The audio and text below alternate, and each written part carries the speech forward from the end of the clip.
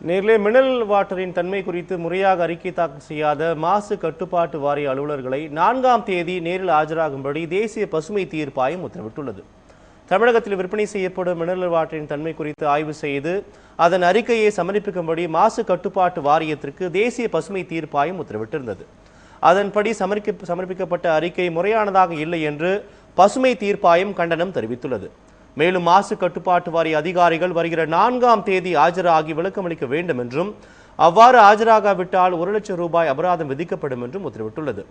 இதேபோல தமிழகத்தில் உரிமமின்றி விற்பனையாகும் ஹெர்பல் வாட்டர் தொடர்பான வழக்கில் சம்பந்தப்பட்டவர்களையும் 4ஆம் தேதி ஆஜராகும்படி பசுமை தீர்ப்பாயம் உத்தரவிட்டுள்ளது. 9 மணிக்கு போஸ்ட் பண்ணியிருக்கிறாங்க. அன்னைக்கு FSSAயிலிருந்து கவுன்சில் வருவாங்க.